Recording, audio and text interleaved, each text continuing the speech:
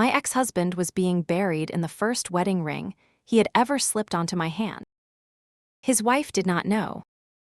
His mother was shaking. And when I pulled that ring free before they closed the casket, I found a date engraved inside that I had once believed marked the night he betrayed me. By the next morning, I would understand that the date marked something far worse, something taken from me while I was still alive enough to lose it. I almost turned the car around twice before I killed the engine. Rain had not started yet, but the air carried that swollen gray pressure that comes before a storm decides it has waited long enough. The funeral home stood at the edge of the cemetery in a posture of polished restraint, white stone, brass handles, dark windows reflecting clouds that looked bruised. Everything about it suggested money, discipline, and grief that had already been arranged into something socially acceptable. Very like the Vale family. I sat behind the wheel with both hands wrapped too tightly around my bag and listened to the tick of the cooling engine, the far hiss of traffic, the blood in my ears. Vivian's voice from the afternoon call kept moving through my head with the same terrible calm. You need to come. Not please. Not would you. Not I know this is difficult. Just that, as if my presence were not a choice, but an overdue correction. I had not seen her in 4 years. I had not spoken to Nathan in 8 months. He had died 3 days ago in the house that used to be mine, in the study where he used to close the door when he wanted silence, and later, when silence became the cleanest version of contempt. I told myself I was here for one reason only, to look at the body of a man I had once loved enough to mistake his reserve for depth and his hesitation for decency, to prove to myself that whatever still lived in me when it came to Nathan Vale was only residue now, habit and humiliation and memory with nowhere else to go. I told myself I would walk in, stand at the back, say nothing to anyone, and leave before the burial. Then I opened the car door, and the air hit my face like a warning. Inside, the fun, Iral home smelled of lilies, wax, and that faint expensive chill buildings use when they want sorrow to feel control. Conversations were being held in the soft register people use when they want grief to sound tasteful. A few heads turned when I stepped in, then turned away with the speed of people who knew exactly who I was and wished to appear above noticing. The room had already arranged itself around the living hierarchy of Nathan's death. Business associates near the front, old neighbors along Wenhua, the women who liked to be useful, clustered in black at the back, beside silver trays of untouched tea. At the center of it all stood Celeste. She wore a narrow black dress and pearls, and the face of a woman who had been told repeatedly to drink water, sit down, and remember to breathe. She looked beautiful in the way some hotel lobbies are beautiful. Everything chosen, nothing accidental, no room for warmth that had not been approved in advance. When she saw me, her expression changed so slightly another woman might have missed it. I did not. It was not surprise, not anger, something thinner, more exhausted, the look of a person forced to acknowledge a fact she had hoped to keep abstract. A funeral attendant approached me with a folded program in his hand and a look of earnest confusion. Mrs. Vale, there's seating reserved in the front if you'd prefer. I stared at him until the color left his face. Before I could answer, Celeste said from several feet away, gentle enough to sound merciful and precise enough to cut, "That won't be necessary." He apologized and retreated. I should have thanked her. Instead, my eyes caught at the edge of light near her cheek, and my stomach went cold. She was wearing my earrings. Not a similar pair. Mine. Nathan had given them to me on our 10th anniversary, after a dinner so strained with effort that both of us had mistaken relief for happiness by the end of it. Small pearls, old-fashioned clasp. One of them had the faintest scratch near the post, where I'd dropped it on tile years ago. Celeste touched one ear absently, then seemed to realize what I was looking at. They were in a box upstairs, she said. Her voice was low, almost flat. I didn't know. No, I thought. Of course you didn't. That was the humiliation of it. No one in that house ever seemed to know what had belonged to me until they were already wearing it, using it, inheriting it, or burying it. Then I looked toward the casket. Nathan lay inside an excess of polished wood and pale flowers, and for one strange second, I hated how peaceful he looked. Death had done what marriage could not. It had made him still. His suit was dark and severe. His hands were folded over his stomach.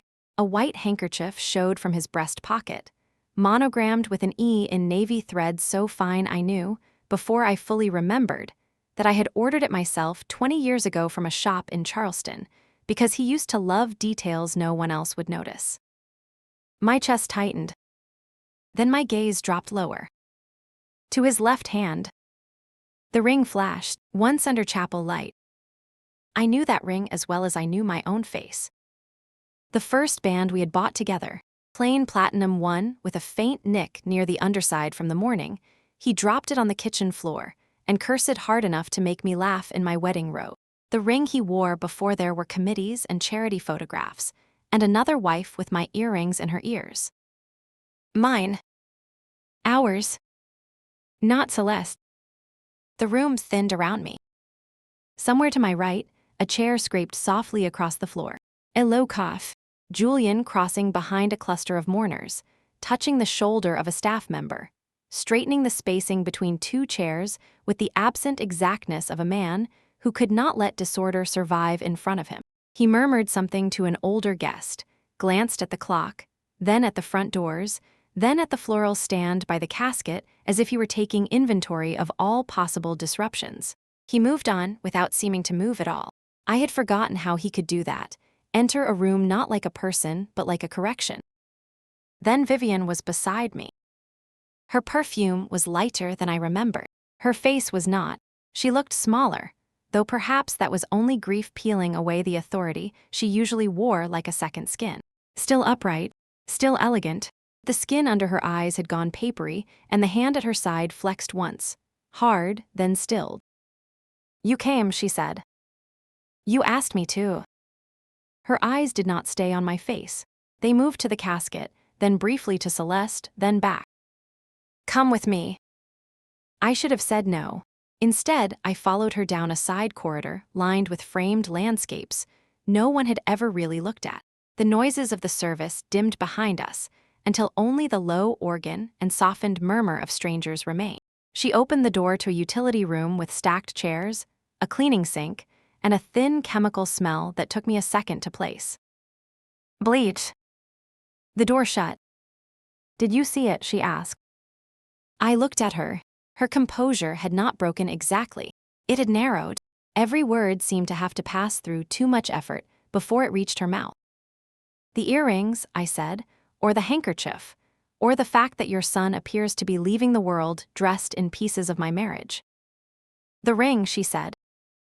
There it was again, that terrible clarity in her voice. Not emotional, not pleading, worse than either. I let out a soft laugh that had no humor in it. "On his hand." "Yes." I waited for her to explain. She didn't. Instead, she stepped closer, and for the first time in all the years I had known her, I saw fear move through her face unhidden. "Take it back before she sees inside." For a second, I honestly thought I had misheard her. "Before Celeste sees inside." The name landed between us like something already too dangerous to say twice. "What is inside?" Her throat moved.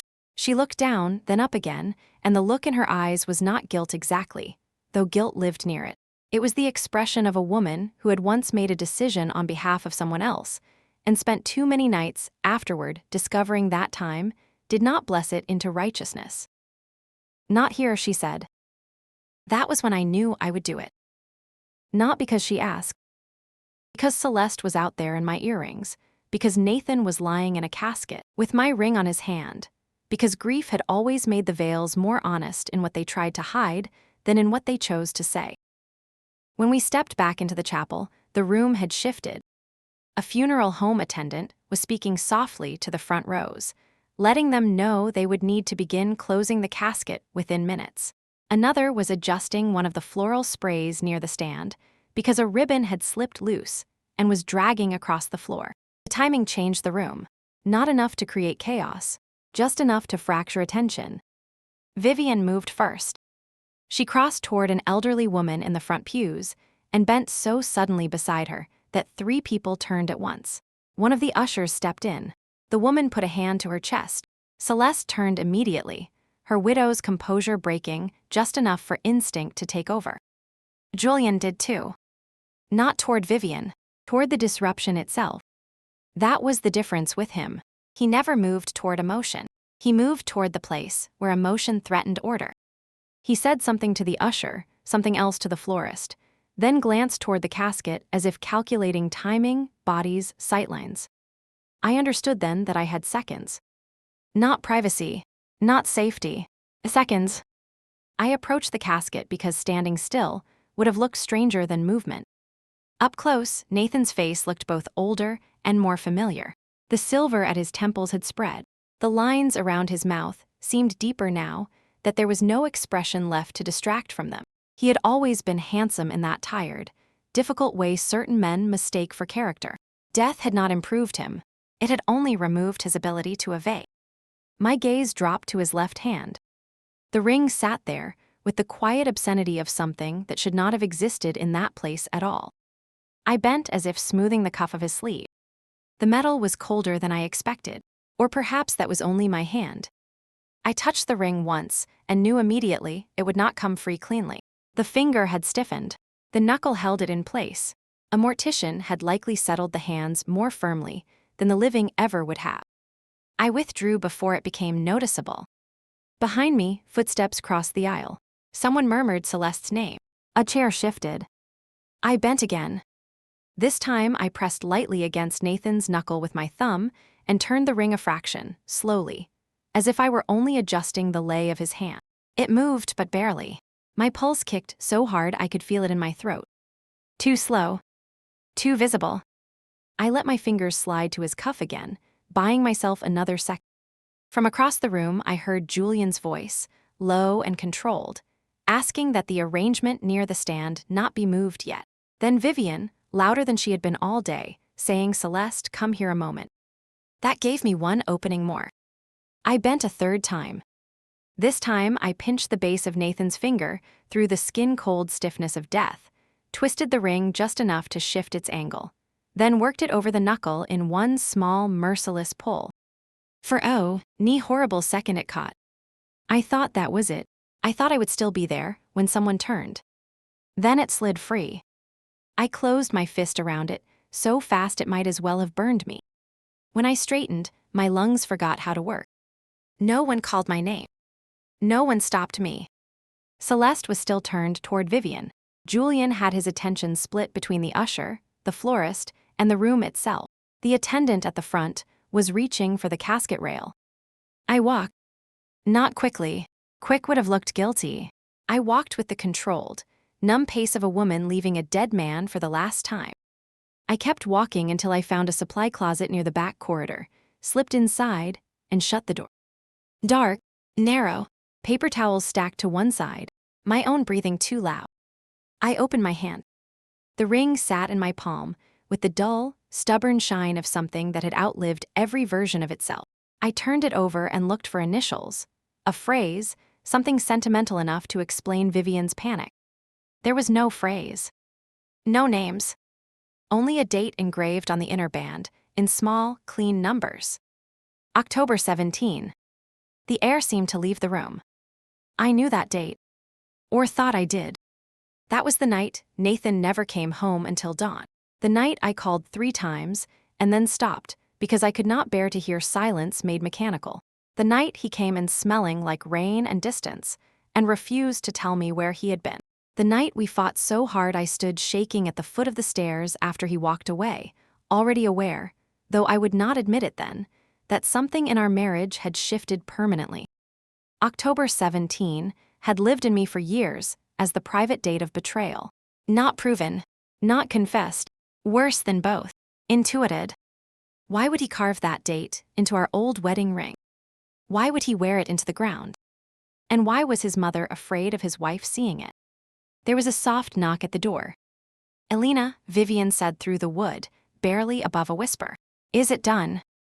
I stared at the date again until it blurred. No, I thought. Nothing about this was done. The rain started during the burial, and worsened by the time people were moving back toward their cars. Not gentle rain.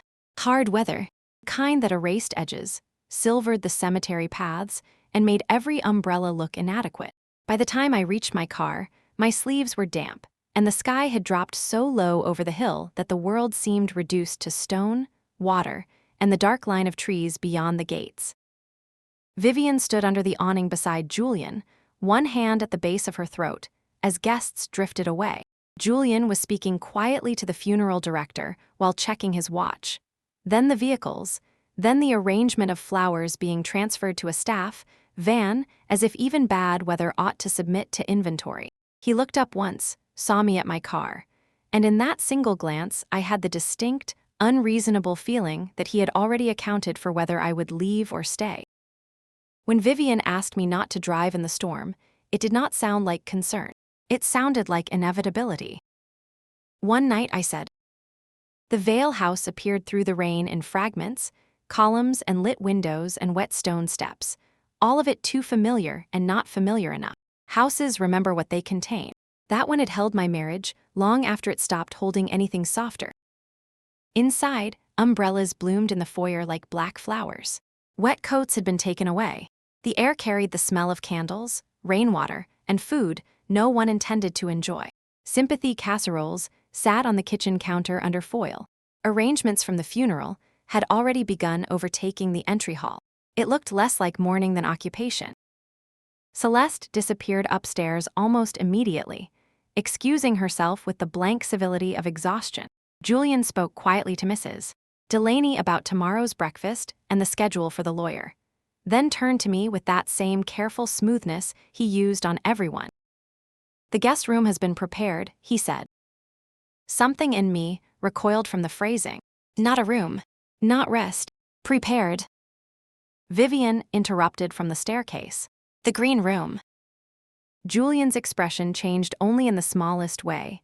A pause, a recalculation, then a tiny note in a pocket diary before he closed it and slipped it away. Of course, he said. The green room had once been mine. Not the bedroom I shared with Nathan in the early years, when sharing still implied closeness. My room, the one at the back of the second floor, where I used to read, cry privately, avoid dinners when avoiding became easier than pretending, and sit at the window looking down over the side garden with the strange developing feeling that my life was being moved away from me 1 inch at a time. Mrs. Delaney led me there without comment. The room had been altered in small, expensive ways since I left, but the shape of it struck me with humiliating precision. New curtains, same fireplace. Different bedding, same window seat. A lamp where my old reading chair used to be. People call that redecorating. What it really is, most of the time, is an argument with memory. When the door closed behind me, I took the ring out again. October 17. The numbers sat in my palm like a private accusation. I sat at the edge of the bed and let the first story rise, because it was the one I had lived with the longest. Nathan disappearing. My phone on the nightstand. ND. One call unanswered. Then another. Then the shame of the third. Because by then I already understood that unanswered calls between married people have a way of saying more than words ever do. The sound of rain at the windows that night too, or maybe I was adding the rain now because the memory wanted weather. He had come home after dawn, wet at the shoulders, face drawn, mouth set in that awful way that suggested he had been somewhere his conscience could not quite follow. I had asked where he was. He had told me he was tired. I had asked who she was. He had looked at me as if he wanted to answer and could not bear the shape of the answer. That was how I had remembered it for years. The night the fracture stopped being theoretical. The night I moved from suspicion to knowledge without ever receiving proof. The night betrayal took on a calendar date. I held on to that version because it was survivable. Men leave. Men lie. Men become strangers beside you and call it stress or work or timing, anything but cowardice. There was pain in that story, enough to last a lifetime, but at least it obeyed familiar rules. I stood and crossed to the window. Rain striped the glass. Somewhere downstairs a door opened, then shut. The house settled around its own silence, like something old and over. I went down to the kitchen because stillness had become unbearable. Kitchen lights had been left low over the island. Celeste stood at the counter with one hand braced on the marble and a white mug near her wrist. For a moment, I thought my mind was playing a tired trick on me. Then I saw the thin blue line circling my mug. One of the set I bought on a trip to Maine in the year Nathan, and I still believed shared routines could save anything. There had once been 6. This one had a nearly invisible crack near the handle from when he dropped it, and insisted it remained perfectly usable. Celeste saw where I was looking. "I'm sorry," she said, though her tone suggested apology had worn thin on her long before I entered the room. "It was in the cupboard." That made me laugh softly, once. "Was it?" She did not answer. The rain hit the tall windows in hard slanting sheets. Between us sat the mug, the island, the stale floral scent drifting in from the hall, the entire ruined architecture of women made adjacent by a man who had never properly finished one life before beginning another. I took the chair farthest from her and placed the ring face down beside my hand.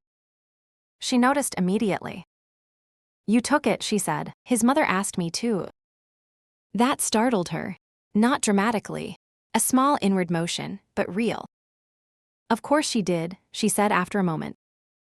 "What is that supposed to mean?" Celeste picked up the mug, then set it down again without drinking. She looked tired in a way beauty could not disguise, not dramatic grief, not theatrical collapse, just depletion. The face of someone who had kept too many things polished for too long.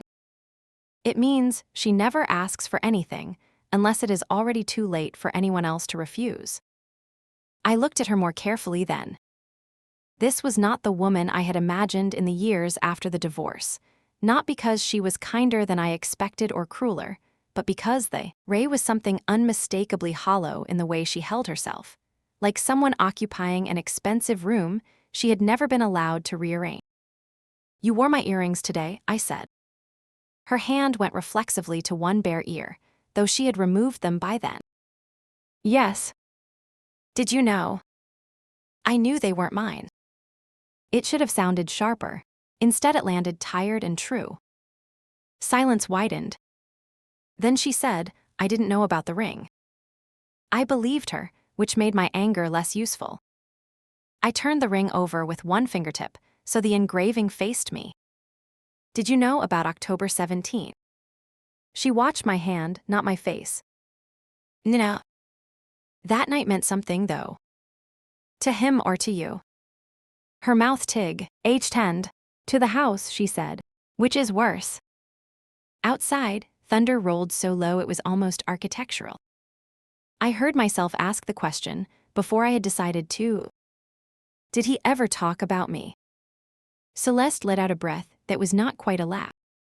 Not enough to be honest, more than enough to be cruel.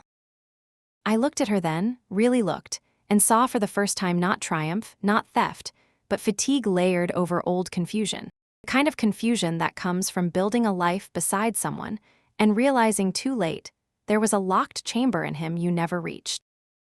"He changed after that night," she said, "but not in the way people think." "What does that mean?" "It means he didn't come back from it. Not fully." I said nothing. She leaned her hip against the counter, arms folded lightly as if holding herself in place. "I kept waiting for him to arrive fully into our life," she said. "He never did."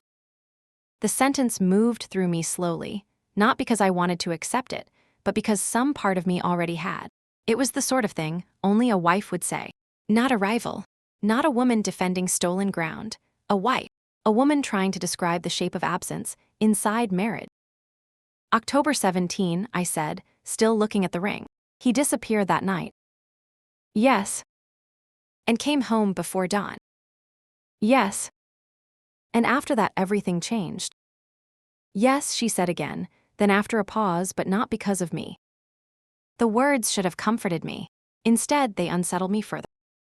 A memory moved under my skin then, sudden and wrong. Not the argument in the bedroom. Not the silence at breakfast the next morning. Something else. A chemical smell. Sharp, clean, medical. I closed my fingers over the ring. Kitchen blurred at its edges. For one disorienting second, I could feel fluorescent light behind my eyes instead of lamplight, pressure low in my abdomen, fabric rustling, Vivian's voice near my ear, softer than I had any memory of it being. Rest now. I stood too quickly. The chair legs scraped the floor. Celeste straightened. What is it? I don't know, I said, and that was the truth in the most frightening sense. The smell was gone, but its impression remained. Antiseptic, kind that clings to corridors at 3 in the morning. My body recognized it before my mind did, and that was what unnerved me most. I left the kitchen before Celeste could say anything else and wandered without deciding where I was going. The house at night had always been a place of altered acoustics. Small sounds traveled strangely. Floorboards announced some footsteps and swallowed others. Doorways seemed to hold on to the last conversation that passed through them. I found myself in the morning room, then the hall outside Nathan's old study, then near the narrow writing desk where household bills used to be sorted. One drawer stood slightly open. Inside, under a packet of condolence cards and a silver letter opener, lay a folded square of paper. One initial in Nathan's hand. A. Nothing else. My skin prickled. E for Elena, I thought immediately. Then hated myself for thinking it. Then hated myself more for still caring. I put the paper back exactly where I found it. At the far end of the corridor stood the locked door. I had noticed it earlier in the afternoon, without really seeing it. Now it seemed to gather darkness around itself. Just a door, painted wood, brass knob, no sound from behind it, no light beneath it, nothing theatrical at all. Which made it worse. Houses do not keep interior doors locked unless someone wants a memory contained or a future prevented. I walked toward it. By the time I reached it, the antiseptic impression had returned, joined now by another flash, one so brief I might have doubted it if my body had not gone cold first. White sheets, a ceiling tile, Nathan somewhere nearby, but not close enough. Pain, not sharp, not dramatic, deeper and heavier, the kind the body registers as danger before language can name it. I grabbed the knob. Locked. Of course it was. Behind me, a floorboard sounded. Celeste stood halfway down the hall in the amber wash of a wall sconce, one arm wrapped around herself, not defensive exactly, just tired enough to forget elegance. What's in there? I asked. She gave a tiny shake of her head. You tell me. You live here. She looked at the door for a long moment before answering. I live in the part of the house that was available to me. There it was again, that painful precision of a woman who had had too much time to study the limits of her own marriage. I tried once, she said, about 6 months after the wedding. He didn't speak to me properly for 2 days. I tried again a year later. After that, I stopped pretending locked things were accidents. The rain drummed harder against the windows at the far stairwell. I looked at the door, then at her. You're telling me you never got in? She met my eyes. He never let me in there. The sentence entered me with more force than it should have. Because if Celeste, the wife who came after me, the woman who slept in the house and signed the charity cards and stood at the casket this morning in my earrings, had never been allowed beyond that door, then whatever lived behind it had not been kept from her by chance. It had been kept from her on purpose. And all at once, horribly, I understood that the locked room did not belong to the life Nathan built after me. It belonged to the part he never finished burying. The ring felt suddenly heavier in my hand. October 17. The night I had called betrayal. The smell of antiseptic. Vivian telling someone to rest. Nathan standing just outside, whatever memory my mind still refused to open. I touched the door again, not trying the handle this time, only resting my fingers against the painted wood as if contact alone might return what had been taken. Behind me, Celeste spoke so softly I almost missed it. Whatever happened in this house, it started before me. I turned. She stood in the hallway that should have belonged to her and looked, in that moment, not like my replacement, not like my enemy, but like another woman left outside something she had once mistaken for a life. I looked back at the door, then down at the ring in my hand. And for the first time since the funeral began, the most frightening possibility was no longer that Nathan had betrayed me on October 17th. It was that I had built my whole grief on the wrong crime. At the end of the hall, with the storm closing around the house and the locked door holding its silence, Celeste said again, "Qui, Eder now," almost to herself. He never let me in there. And that was when I knew I would not sleep that night. Not in that room. Not in that house. Not with that date burning against my palm and the sense, growing stronger by the minute, that somewhere behind this door or inside my own damaged memory lay the first real version of what had happened to me. I did not sleep so much as remain inside that hallway until morning. Even after I went back to the green room, the house refused to let me leave the door behind. It stayed with me the way certain sounds stay in the body after the room that made them has gone quiet, not loud, not constant, just present enough to distort everything that comes after. The locked brass handle, the stillness on the other side, Celeste's voice saying he never let me in there, with the kind of tired precision that made the sentence feel less like confession than architecture. By dawn, I understood something I had not wanted to know the night before. The door was no longer only a door. It had become the measure by which I now heard everything else in the house. So I walked into breakfast and found Silver laid out, coffee poured, Arthur already seated, Vivian already composed, and Julian quietly correcting the angle of a chair as if grief itself could be arranged into cleaner lines. None of it felt separate from the corridor upstairs. It all belonged to the same design, the same locked logic, the same family instinct to make damage look orderly, if they could not make it disappear. Celeste arrived last, not fragile, not dramatic, only pale in the honest way of a person who had worn through whatever she had available yesterday and been forced to borrow from the next day's strength. Her hair was pinned carelessly for the first time since I'd seen her. She wore one of Nathan's sweaters over her dress, sleeves too long, hands swallowed inside them when she sat. The sight of that should have irritated me. Instead, it made something colder open in my chest. She looked like a woman warming herself at a fire that had gone out hours ago. Arthur cleared his throat when everyone had taken their places. "There is one practical matter," he said. "The reading of the will need to be delayed until tomorrow afternoon." No one reacted immediately. Because there at that table, reaction itself had rules. Vivian lifted her cup. Julian did not look at Arthur, which told me he already knew. Celeste lowered her eyes to her plate. "Mrs." Delaney moved silently along the sideboard, replenishing coffee as if no sentence in the room had any more weight than another. "Delayed for what reason?" Vivian asked. Arthur folded his hands. "There is a supplementary document attached to an earlier revision that requires clarification before I proceed." "Clarification," Julian repeated mildly. Arthur's mouth tightened. "There are timeline issues." He shouldn't have said timeline. Not with the ring in my pocket. Not with October 17, moving through my mind like a fever date. "What kind of supplementary document?" I asked. Arthur's gaze shifted to me, and for one strange beat, lingered. Not rudely, almost warily. "An addendum drafted several years ago and revisited more recently," he said. "Revisited when?" Julian set down his coffee spoon with a soft metallic click. "Perhaps this is something better discussed after breakfast." Arthur did not answer me at all. Instead, he looked at Julian. That was enough. The room changed. Not dramatically. No one confessed anything. No one raised a voice.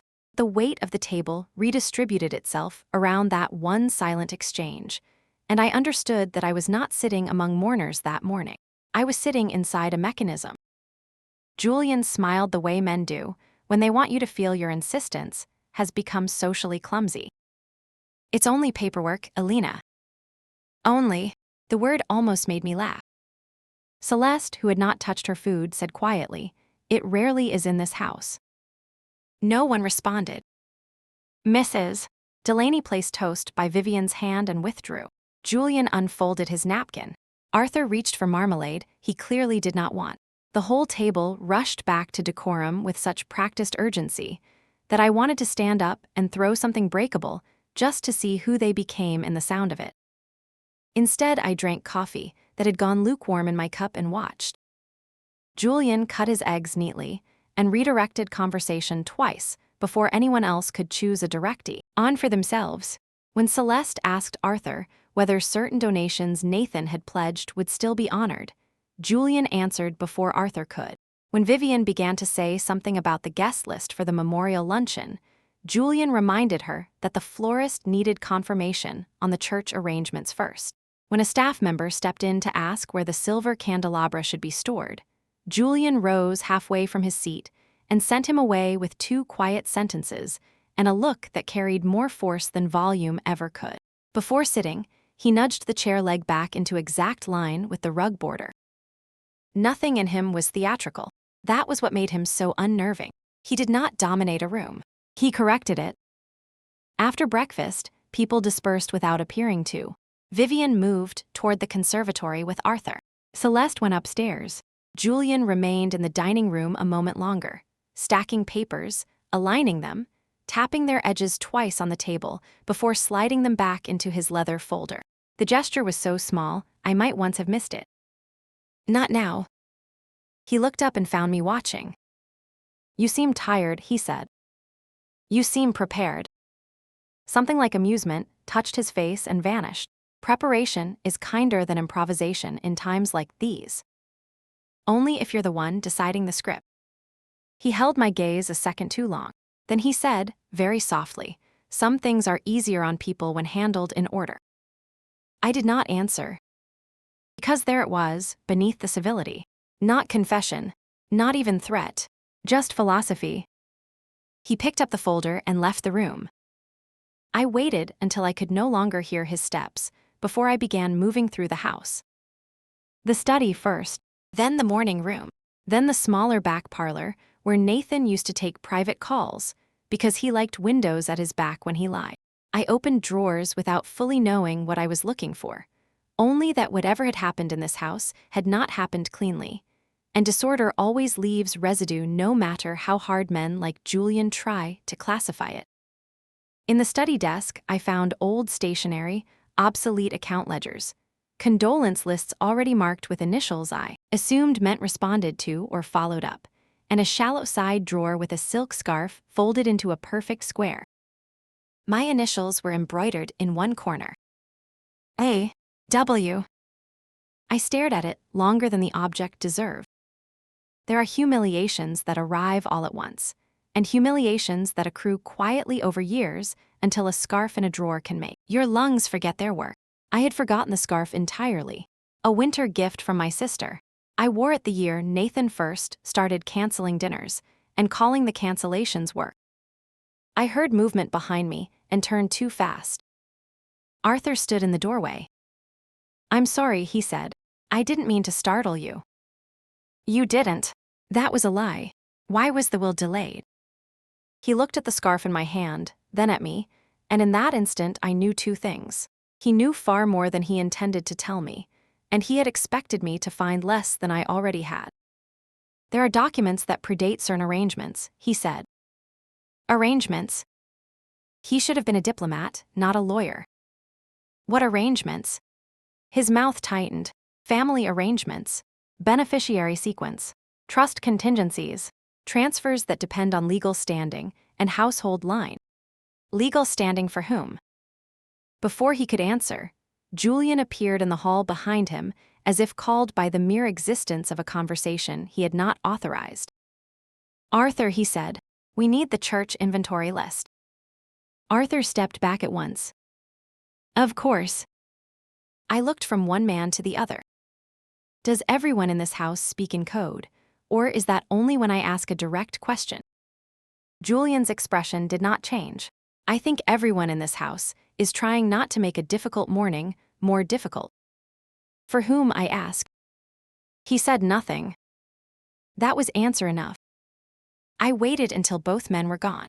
Then I put the scarf back exactly where I found it and opened the desk's locked lower drawer using the old brass key still hidden beneath the blotter lip, where Nathan had kept it during our marriage. The key still fit. Of course it did.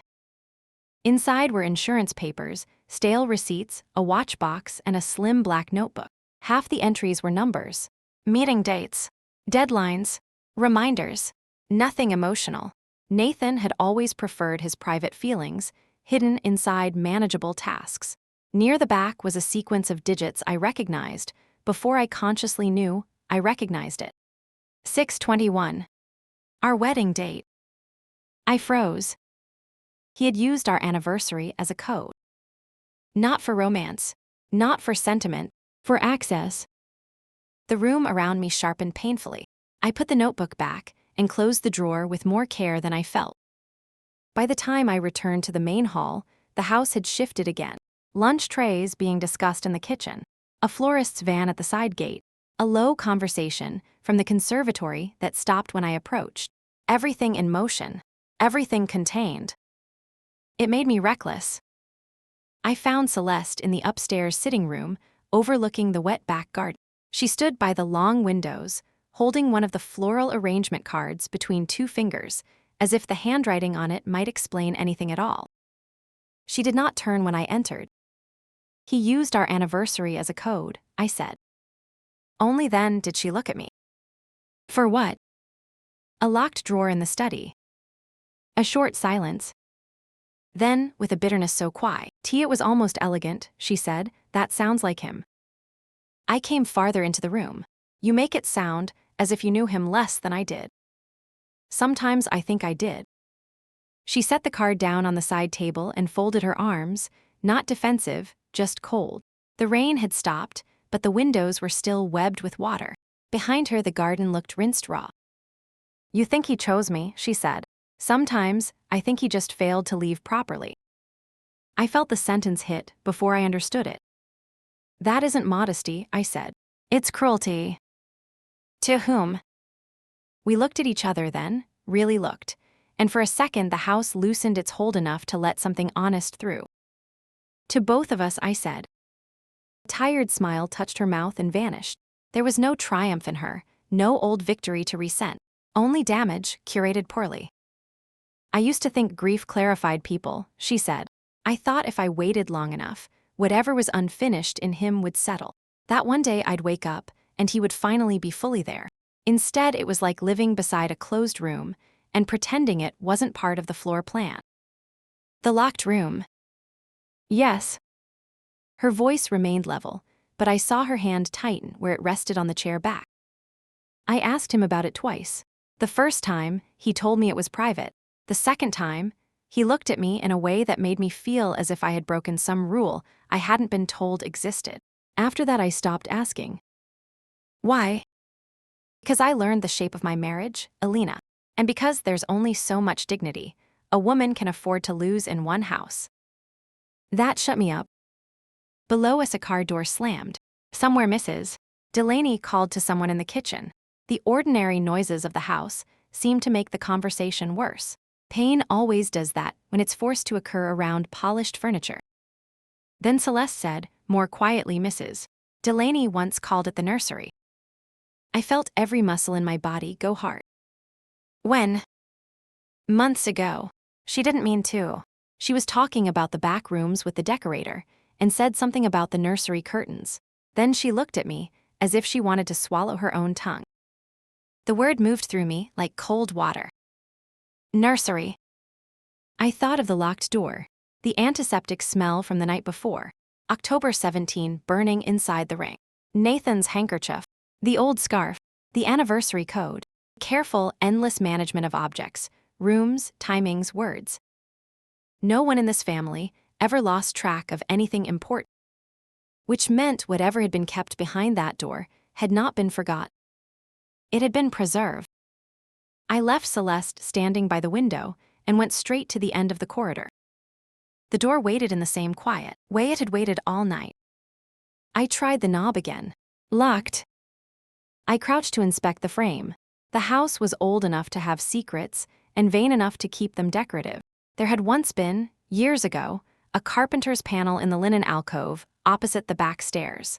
A narrow shelf built deeper than it needed to be because Nathan's grandfather believed spare keys should remain accessible but invisible. My pulse quickened. I crossed to the alcove, pulled aside the folded blankets, and ran my hand along the inner wood. Dust, smooth paneling, then near the back, a recessed notch. A tiny brass key lay inside. For a moment, I simply stared at it. Not because it surprised me, because some part of me had remembered the house before my mind admitted it had. The key turned stiffly in the lock. The click was small, final. I opened the door. The room beyond was colder than the hall. Not much, just enough to feel wrong. Light entered reluctantly through half-drawn curtains. For a second, I could not understand what I was seeing, because grief makes objects unreal when they appear in the wrong chronology. Then the outlines sharpened. A white crib against the far wall. A folded blanket draped over one side. Shelves painted pale green. A narrow rocking chair. A mobile boxed but unopened. On the dresser, beside a porcelain lamp shaped like a moon, lay a pair of infant socks no longer than 2 fingers together. I could not breathe. The room had not been abandoned so much as suspended.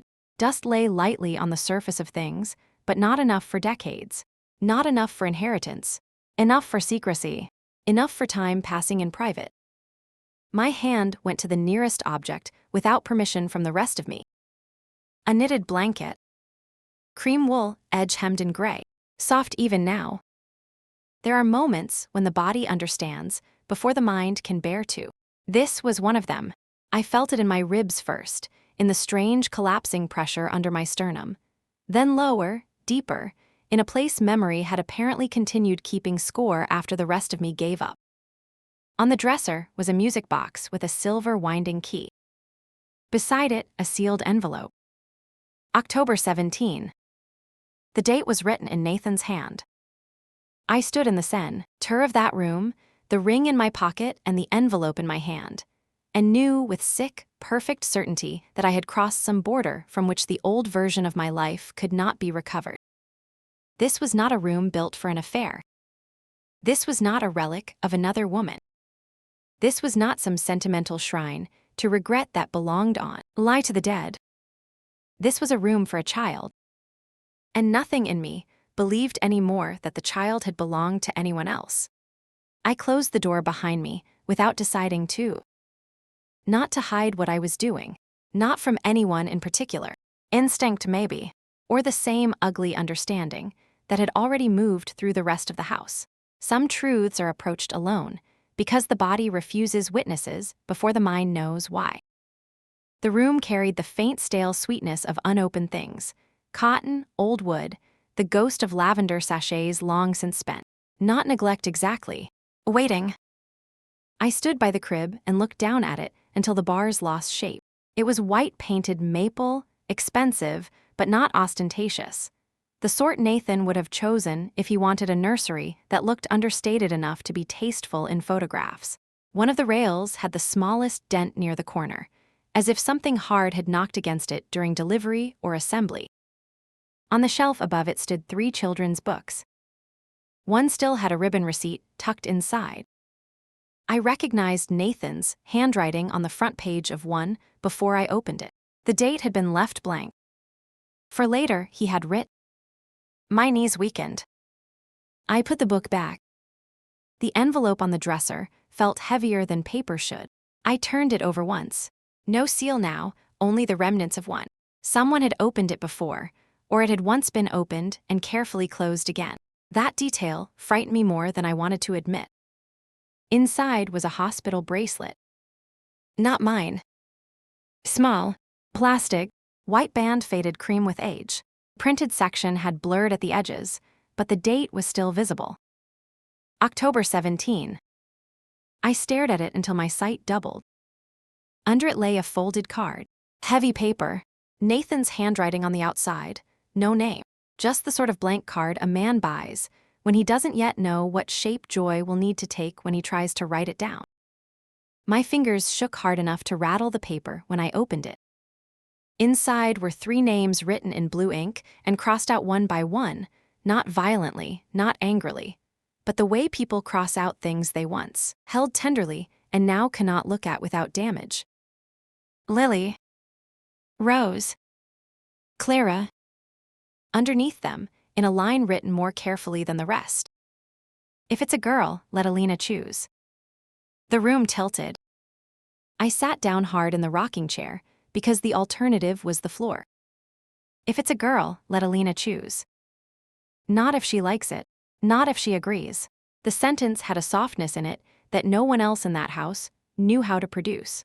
Nathan had written that for me, for us, for something that had once been near enough to require names. I pressed the heel of my hand against my mouth and still made a sound. Not sobbing. Worse, the animal noise a body makes when recognition arrives before language and finds no civilized route through. On the dresser was another card beneath the first, this one from a department store. Crib delivered. Rocking chair assembled. Wall shelving completed. Address confirmed. The address was not the nursery. It was the old carriage house on the Vale property. The one Nathan had once talked about converting into a private apartment back when we still believed space might save us. I stared at it in disbelief. No, that made no sense either. Unless the room had been planned in one form first, then altered later, then hidden so completely that even the objects inside it no longer agreed on the order of what had happened. I looked around the room again, and every object sharpened into insult. The socks. The books. The crib. The blanket. The bracelet. The names. Evidence not only of loss, but of anticipation. Someone had expected a chill. Here. Not vaguely. Not sentimentally. Specifically. Enough to choose, to order, to write. My body had begun to shake in small, relentless waves. That was when the memories started coming back in the wrong sequence. Not a complete scene. Nothing generous enough to count as recollection. Fragments. My own life broken into sensory shards and returned without context. A glass of water on my bedside table that smelled faintly metallic because the house pipes needed replacing that year. The sour, empty nausea I kept blaming on skipped meals. Standing in the upstairs bathroom with one hand braced against the sink because the floor would not stop shifting. Nathan watching me too closely at dinner and then pretending he hadn't. My period late. Not impossibly late, just enough for hope to begin making itself useful before fear could stop it. I shut my eyes and saw, for one bright cruel second, my own hand against my stomach at the green room window months ago, not thinking, simply resting there. The feeling hit so hard I doubled over. No one had ever told me. No one had ever said the words. But my body knew this room. Not consciously, not in memory, the way we prefer to understand memory. Deeper than that, lower, older, buried under pain and humiliation, and whatever had happened on October 17 to cut the line between what I lived and what I was allowed to remember living. I took out my phone and stared at the screen until I could make my thumb behave. Mara answered on the second ring. Elena.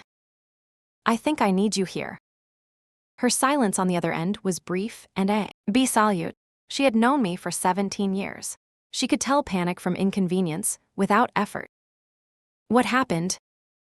I found a room, I said. 10 minutes later, she said she was coming and told me not to touch anything else if I could help it.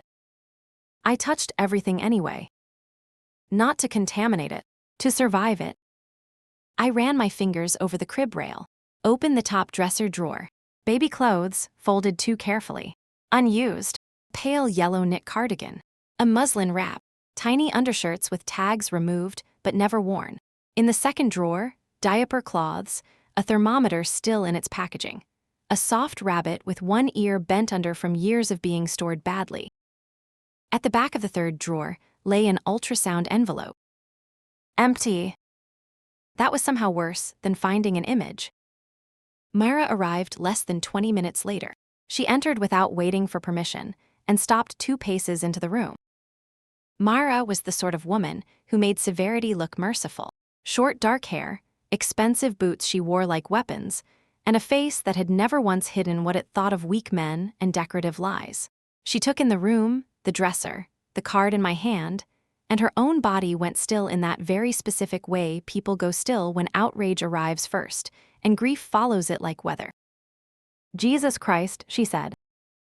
That was enough to break something in me again. I handed her the card because I could not bear to hold it and hear my own pulse at the same time. She read it without speaking, then looked at the bracelet, then at me. "Did anyone ever tell you were pregnant?" "No." "Did you ever suspect?" "I don't know." The answer sounded stupid the moment it left me. Mara, being Mara, did not rescue me from it. "You don't know," she said. "Your mind may not, but your body does." I laughed once, badly. "That sounds insane." "No," she said. "This room is insane." She moved carefully now, not because she was afraid of objects, but because she understood they had become evidence. She read the delivery card, checked the date, opened the side cabinet, and found spare sheets, looked at the stores on the receipts, the style of the handwriting, the order in which things had been put away. "This was planned," she said. The sentence entered me slowly, because some part of me had still been clinging to the fantasy of mistake, a misunderstanding, a room meant for someone else, pregnancy that never truly existed, a possibility misread by grief. Planned killed all of that. I sat in the rocking chair holding Nathan's card, while Mara opened and closed drawers like a woman searching a crime scene she had not yet named. The front of the cardigan was fastened with 3 pearl buttons. Pearls. My stomach lurched again. I had once shown Nathan a baby sweater in a shop window downtown, joking that it looked like something a Victorian ghost child would wear. He had laughed, then gone quiet in the way he did whenever tenderness frightened him by being real. The memory arrived so clearly, it made my eyes water. My body had known. Maybe not all at once, maybe not in language, but in nausea, in lateness, in the hand against my own stomach, in the irrational private care with which I had started moving through rooms that autumn before everything shattered, and I convinced myself the shattering had only been about him leaving. Mara found a smaller envelope tucked into the back of the drawer unit, not sentimental this time, plain hospital stock. Inside was a reference label with a number and a clinician name half rubbed out. She brought it to me. "This could be enough to find records," she said. I looked at the code and felt nothing for a second. Then everything. Because records meant dates. Dates meant systems. Systems meant someone had written down what happened. And if someone had written it down, then someone had chosen not to tell me. I pressed the heels of my hands to my eyes until color burst behind them. "Mrs." Delaney appeared in the doorway so quietly, I almost screamed. She looked from me to Mara to the room itself with the exhausted sorrow of a woman who had spent too many years in service to other people's sins. "I'm sorry," she said. "For what?" I asked. She hesitated. That house seemed to train hesitation into everyone, some as weapon, some as damage. "I thought this room was meant for you," she said at last. "Not your wife. Not Madam. Not Mrs. Vale. You." The word struck harder than any apology could have. I stared at her. "You knew." Her face folded in on itself, not dramatically, just enough to reveal age where obedience had lived too long. "I knew there was going to be a room," she said. "I knew Mr. Nathan had workmen in. I knew Mrs. Vivian told everyone not to speak of it in front of you until things were settled. After that, no one spoke of it again." Settled.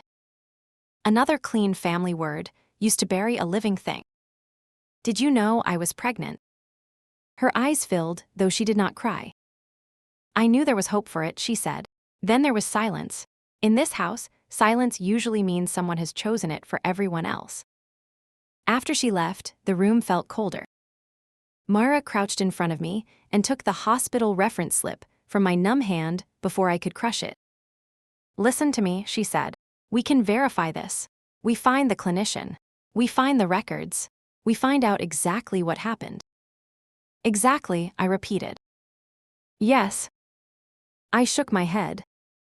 No one says exactly when they mean something survivable. She stood and put the slip into her bag. Then we find the version we can prove. I looked around the room one last time. The crib. The socks. The bent rabbit ear. The card in Nathan's hand. If it's a girl, let Elena ch. Ooze. The cruelty of that line was not that he had written it. It was that he had written it in a world where someone believed I could be cut out of the rest of the sentence, and the sentence would remain usable. By the time Myra left to start making calls, the afternoon had gone the color of old silver. I stayed in the room alone because leaving it felt like lying again. I sat by the crib until my legs cramped and tried to make memory hold. Late autumn light in the green room. Calendar on my nightstand. The nausea I hid because I did not want to speak hope aloud too early and scare it away. Nathan standing in the doorway, once with a look on his face I had misread completely. Not distance. Not betrayal. Fear. Or not fear exactly. The shock of a man glimpsing the size of what he might lose, and not yet knowing whether he deserved to keep. Then another fragment came, sharper than the rest. Fluorescent light. A hospital ceiling. A voice saying rest. Pain so low and deep, it seemed to belong to the center of my bones. I opened my eyes and found I had been gripping the CR rail hard enough to wipe my knuckles. My body knew. That was the sentence I could not get around. My body had known something my life had not been allowed to keep. When Mara texted that she had found the clinician's name in an old archive directory and might have a route into the records by morning, I stood up too fast and had to steady myself against the dresser. I looked at the bracelet one last time. October 17. Not just the night Nathan came home before dawn with rain in his hair and silence in his mouth. A hospital night. A body night. A night after which everyone around me had apparently gone on living with information I was denied. I took the card with Nathan's handwriting and slipped it into my pocket beside the ring. Then I left the nursery and locked the door behind me again. Not to preserve their secret. To hold the room shut until I knew how to survive what was inside it. By nightfall, I understood only one thing with certainty. I had not just been left. I had been edited. I did not really sleep. The house went quiet sometime after midnight, but the nursery did not leave me. It stayed in my body the way pain sometimes does after the cause is gone, not loud, not even constant, just present enough that every breath had to move around it. When morning finally came, it did not feel like a new day. It felt like the next chamber of the same wound. The bracelet, the card, the tiny socks, the sentence in Nathan's hand, all of it had followed me out of that room and into whatever was left of me by dawn. By then, grief had already changed shape. It was no longer only grief. It had hardened into need. By the time Mara arrived, I was dressed, awake, and beyond the point where comfort could do anything useful. She picked me up just after 8. The roads were still wet, the sky the color of unpolished pewter, and the city had that ugly practical morning energy that makes private devastation feel indecent. People bought coffee. Delivery trucks backed into alleys. A woman in running clothes laughed into a phone as we waited at a light. I wanted to drag every stranger by the wrist and force them to understand that somewhere behind me in a locked room sat a crib no one had ever told me belonged to my life. Instead, I sat in Mara's passenger seat with Nathan's card in my coat pocket, and the ring lodged like a second bone in my palm. Mara drove one-handed, the other wrapped arm, found a takeaway coffee she did not drink. I found Helen Croft, she said, semi-retired, consulting 2 days a week for an outpatient women's clinic tied to St. Anne's. She's there until noon. How did you find her? I asked the right person, and then the person they were afraid I'd ask next. I gave a short sound that might once have become a laugh. Good. Mara glanced at me. You look like you haven't slept. I didn't. Good again. I turned toward the window. Rainwater streaked the glass in thin silver lines. That isn't how people usually answer that. No, she said. People usually want you manageable. I want you awake. The clinic sat in a renovated brick building 3 blocks from the hospital where I had once, apparently, lost something I had never been permitted to name. The waiting room smelled faintly of hand sanitizer and overwatered plants. Neutral art on the walls. Beige chairs. A bowl of wrapped peppermints no one took. Everything designed to make women feel that whatever had happened to them could be processed quietly and with minimal disruption. A receptionist with kind eyes and practiced privacy looked up when we approached. Myra spoke first, not harshly, but with the polished sharpness of someone who had spent her adult life learning how to make doors open without ever needing to pound on them. We're here to speak with Helen Croft. It concerns archived obstetric records from October 17th, 15 years ago. She'll want to hear the patient's name before she decides not to see us. The receptionist hesitated only once. Then she asked my name.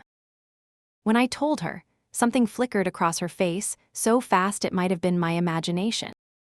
She disappeared through a side door. I sat, then stood again almost immediately, then sat once more. My whole body felt wrong. Too hot beneath the skin, too cold in the hands.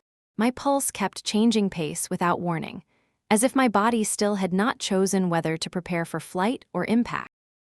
Helen Croft appeared 5 minutes later. She was smaller than I had imagined, with steel gray hair pinned carelessly at the nape of her neck, and a face that had once probably been called pretty and had since become something better, exact, unsentimental, impossible to charm. She looked at Mara first, then at me. And in that one look I knew. Not everything, but enough. She recognized me. Not by memory of my face, maybe. Faces blur over years.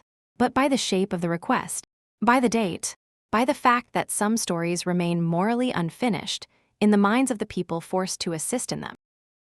Miss Ward, she said. The use of my maiden name hit strangely. We went into her office. Mara shut the door and remained standing until Helen gestured for us to sit. What exactly are you asking for? Helen said. The truth, I said. That is not a records category. No. I closed my hand around the ring in my coat pocket. It isn't. Helen folded her hands on the desk. Her nails were unpolished. Her expression gave nothing freely.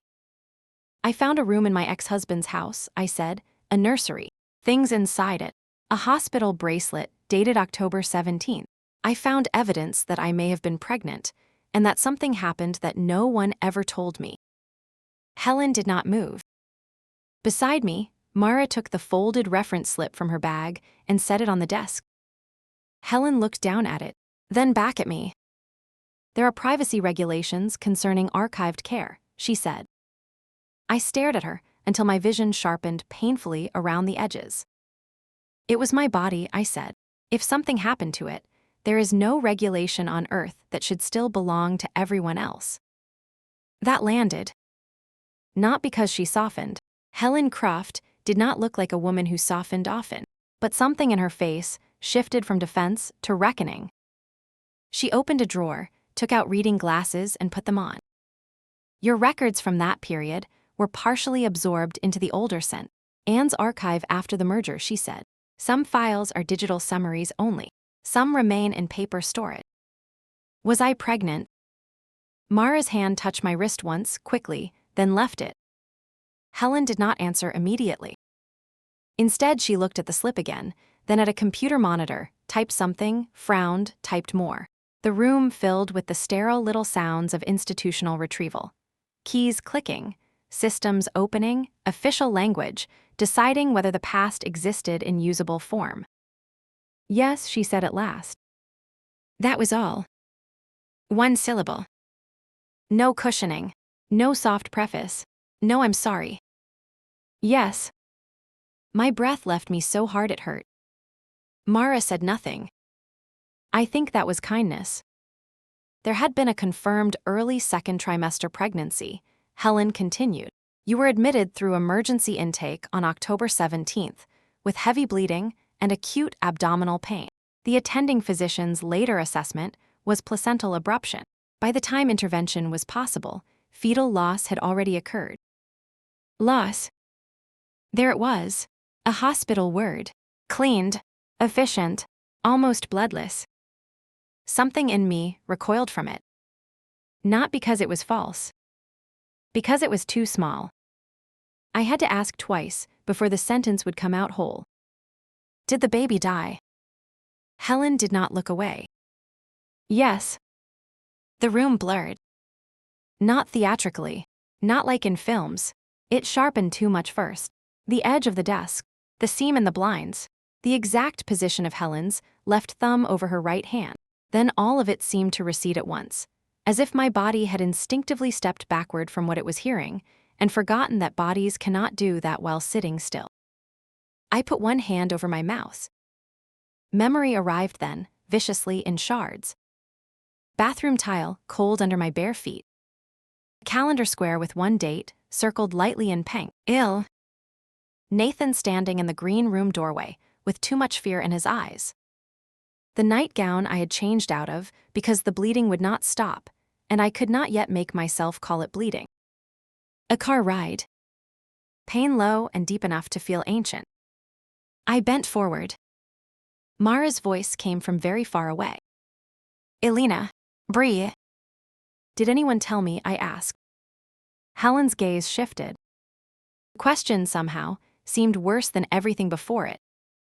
Did anyone tell me what happened? She turned the monitor slightly. There are summary notes, she said. There is also a communication log and a next of kin acknowledgement from that night. You were sedated after the emergency procedure and recorded as disoriented for several hours. The physician brief was rooted to family because the chart notes you were not clinically fit for full discussion at that point. The language meant nothing to me until it did. Next of kin acknowledgement. I stood up too fast. The room tilted. Mara stood with me. Show me. Helen hesitated. Show me, I said again. She clicked twice, then once more. The summary screen was dense with abbreviations and formal language. Date, admission pathway, presentation details, fetal loss confirmed, sedation, stabilization, family brief acknowledged. Then, lower down in the digital summary field, another phrase. Patient informed. No. That could not be there. I pointed at the screen with a hand that did not look attached to me. That line is wrong. Helen's mouth tightened. The later summary indicates. I don't care what it indicates. I was never told. Silence. Then Helen opened the scanned acknowledgement. A signature sat at the bottom of the page. Not mine. I knew my own name in motion. I knew how I crossed the L in Elena when I was tired, how the final dipped slightly when I wrote quickly. This was not my hand. It was Vivian's. Veil, neat, upright, controlled, the handwriting of a woman who believed even disaster should remain legible. For 1 second, I could not hear anything. Then the room rushed back all at once, too loud, too bright, too close. She signed for me, I said. Neither woman answered. She signed for me. My voice had changed. I heard it happen. Something soft burned out of it. Helen removed her glasses. To be precise, she said, she signed the family acknowledgement that the physician had briefed next of kin while you were sedated and not fit for full discussion. That log should not have been translated later into the summary line patient, informed without separate physician confirmation. It was sloppy at best, and worse than sloppy if anyone relied on it afterward. I looked at the screen again. Patient informed. One wrong line, one small administrative lie, enough to let everyone after it behave as if the truth had already been placed inside me. Did Nathan know? I asked. Helen looked back to the screen. Not immediately, she said. The first documented inquiries from him came nearly 3 weeks later, after a mailed follow-up packet triggered questions. Several calls. requests for clarification, requests regarding release copies. He appeared agitated. 3 weeks. The words did not comfort me. They rearranged the violence, nothing more. So he didn't know that night. Not according to the documented sequence. But he knew later. Yes. And did nothing, I said. Helen did not answer. Myra took my arm. We should go. I looked once more at the screen, at patient informed, at Vivian's handwriting under my stolen place in the story, and understood, something with a clarity so cold it steadied me. For years, I had believed Nathan broke my life by leaving. That had been the convenient version, the visible one, the one everyone could survive. This was worse. They had not only taken my child from me, they had coordinated my ignorance. By the time we got back to the Vale house, I was no longer shaking. That frightened Mara more than if I had been. You don't have to go in there right now, she said as she parked. Yes, I do. Elena. If I wait even an hour, she'll spend that hour becoming right in her own head. I got out before she could stop me. The house looked unchanged. White stone, black shutters, wet garden, place still willing to pretend that what happened inside it obeyed ordinary categories. Mrs. Delaney let me in and took one look at my face before stepping aside without a word. Vivian was in the conservatory. Of course she was. Light filtered through the glass ceiling in a thin gray wash. Tea waited untouched on the low table beside her. She sat with a book open in her lap, but not being read, as if posture itself could still save her. She looked up when I entered. Something in her face shifted at once. Not guilt, recognition, the recognition of consequence, finally arriving in the right room. Elena. You signed for me. She did not pretend not to understand. The book closed softly in her lap. I was trying to protect you, she said. There it was. Not apology. Logic. I felt something almost like admiration at the purity of it. Protect me from what, Vivian? From the truth, or from my right to have it? You were not in a state to survive it. The sentence entered me cleanly, like a blade. And you decided that. Someone had to. I stepped closer. I was carrying a dead child in my body, and you decided I was too fragile to know it. Tears rose in her eyes then, but they did not soften her. That was the worst part. She remained herself even through grief. You were bleeding, she said. Sedated, in shock. The physician was speaking in fragments. Nathan was useless. The chart said family. I believed that if I let them put the whole truth on you in that condition, it would finish what your body had barely survived. I stared at her. And this, I said, this is what you call me surviving. She shut her eyes. You left anyway. The words hit so strangely, I almost missed their meaning. Left anyway. As if my leaving had been a moral ingratitude after all the careful violence she had performed in my name. Mara moved beside me then, finally stepping into view. She didn't sign for the patient, she said. She signed the family log, and let everyone afterward pretend it meant more. That's still a theft. Vivian opened her eyes and looked at her with quiet distaste. It was triage.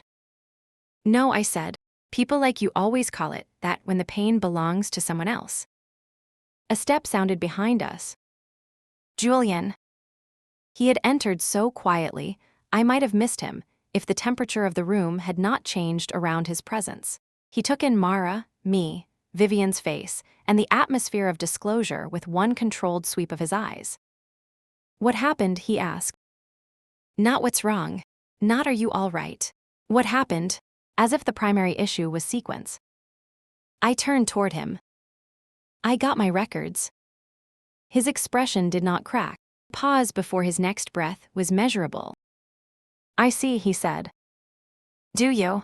Because I'm having trouble seeing how everyone in this family managed to breathe all these years, with my life lodged in their throats. His gaze flicked once toward Mara, calculating, then back to me. Who else has access to the file? Mara made a small sound of disbelief. Not I'm sorry. Not are you all right. That's what you ask. Julian ignored her. Elena, I need to know exactly what was copied, and whether anything was removed from archive custody. There it was. Not grief. Containment. His first instinct was not human. It was administrative. Myra stepped forward. Are you hearing yourself? Julian looked at her with a politeness so complete it became cruelty. Yes. I understood something then that I had only sensed before. Julian did not think in terms of feeling first and consequence second. He thought in terms of spread, exposure, sequence, damage flow. He looked at truth the way he looked at everything else in that house, as something to be contained, labeled, and kept from spreading past the room he had chosen for it. I began to laugh again, low and sick with it. Of course, I said. Of course that's what matters to you. Elena, he said, still calm, this is not the moment to widen what is already unstable. I stared at him. My child died, and you're worried about instability. His face did not move. That frightened me more than if it had. Mara took my arm, but I was not done. I looked back at Vivian. Did Nathan know you signed the family acknowledgement and let the chart turn into a lie? Her silence stretched. Then very quietly, she said, not that night. The false clarity I had built over the past hour shattered with almost physical force. Not that night. Meaning later. Meaning Nathan was not the first liar. Only one of the ones who arrived after. I should have gone home after that. Any sane woman would have. Instead, I stayed because rage is a terrible architect, and because once blame begins to split, the mind becomes greedy. It wants every corridor opened, every false wall struck, every person forced to say precisely what they meant by the things they called necessary. Myra left around 4, after making me promise I would text her every hour and call the moment anyone in that house tried to turn procedural again. She said it like a joke. It was not a joke. The light faded early behind a bank of thick cloud, and by evening the house had settled into a strained stillness that felt less like morning now and more like waiting for a storm already inside the walls. I was in the green room with the records spread across the bed when Celeste knocked once and entered without waiting. Jay.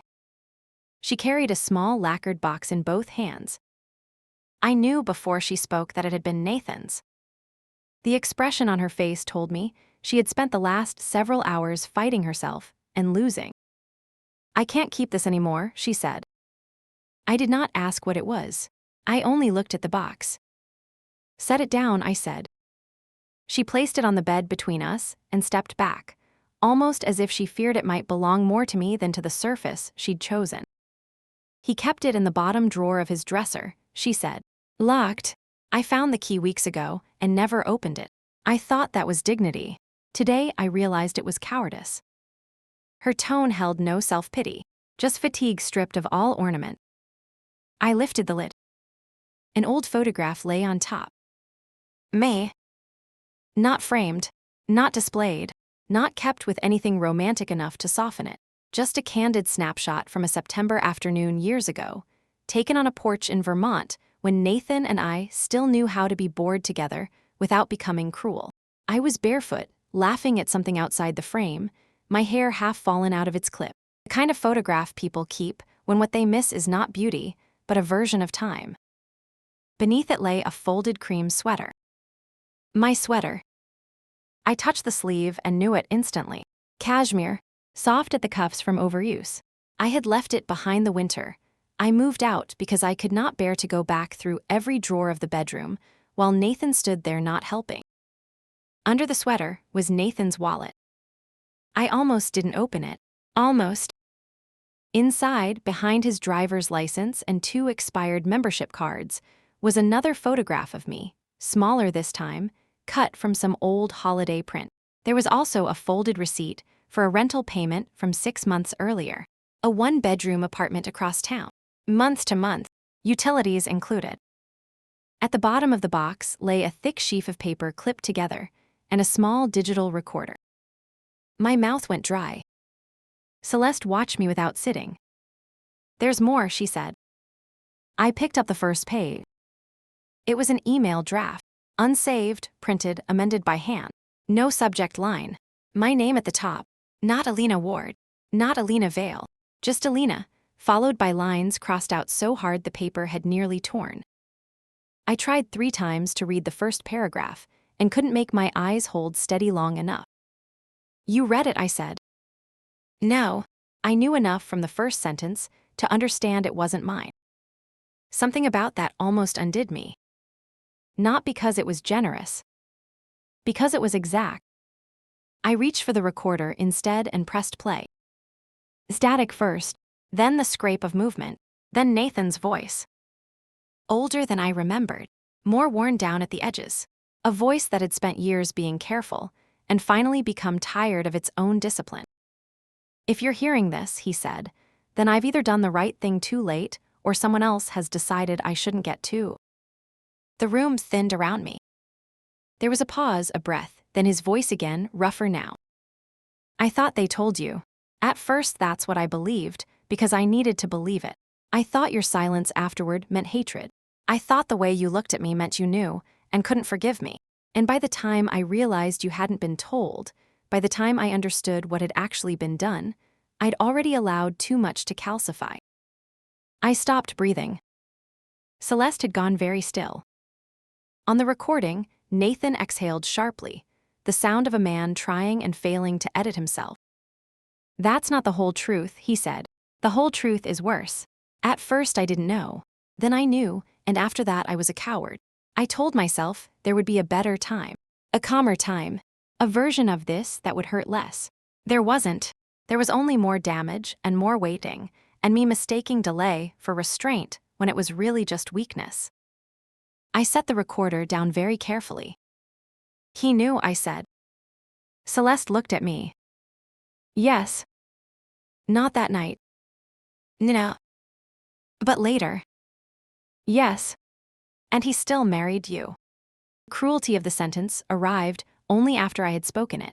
Celeste absorbed it without flinching. Yes, she said again, he did. He learned the full truth too late to keep the first life clean, she said. Then he did what weak men do when they cannot bear the wreckage they helped make. He kept moving, first into silence, then into delay, then eventually into me.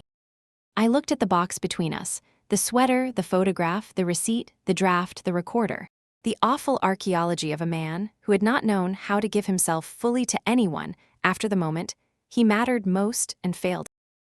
Did you know any of this? I asked. Not the details. Then what did you know? Celeste crossed her arms, not defensive, just to hold herself together. I knew there were places in him I could not reach.